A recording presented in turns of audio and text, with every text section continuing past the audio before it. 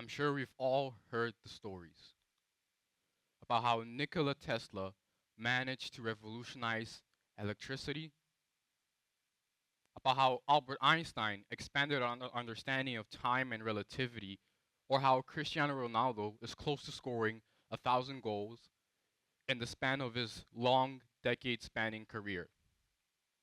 And when we focus on those individuals, we usually focus on their individual success, their inherent abilities. And that's the thing with identity. You cannot discuss identity without discussing success. And we start measuring their inherent ability to cross the finish line or their inherent ability to reach the top of the mountain. But there's one key concept that we don't talk about enough, and that's interdependence. And ironically, it was only in my last economic class that I realized what interdependence is. And in that class, it was the last topic of the year actually.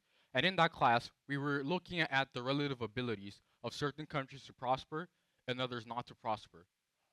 On one side of the spectrum were countries with proper functioning institutions. But on the other side of the spectrum, the least prosperous countries were countries that in which their institutions did not work as properly, and so they were the least prosperous.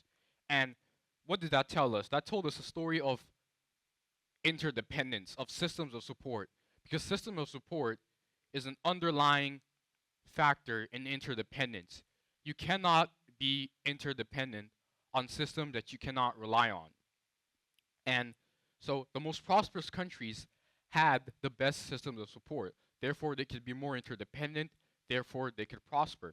And we know that because following the Second World War, when the world started to become more interdependent, it subsequently led to the greatest era of economic prosperity we've ever seen. Interdependence breeds prosperity only if the system is reliable. And we've heard that some certain people don't have access to these systems. But we now know today that the best institution in which we see the best type of system of support has always been and is family. Family is the first place in which a child is introduced to what justice is.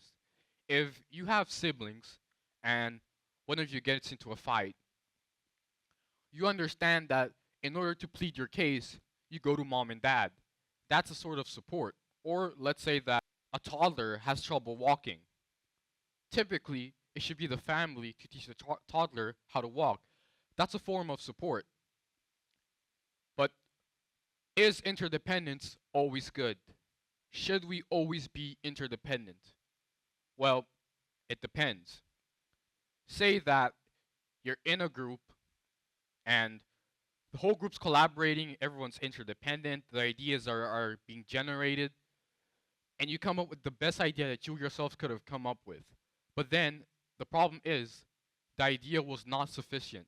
It was not rigorous enough, and it led to a bad grade. Are we to say that that interdependence resulted in something good? No. Interdependence isn't always good. And in fact, we know this because one of the reasons the 2008 financial crisis happened was because certain institutions were too interdependent on one another.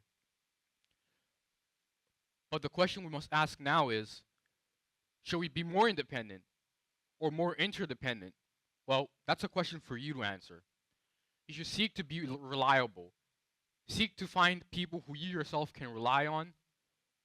Be trustworthy, because if each and every single one of us is trustworthy and reliable, I'm sure, and you should be certain, that the system will work.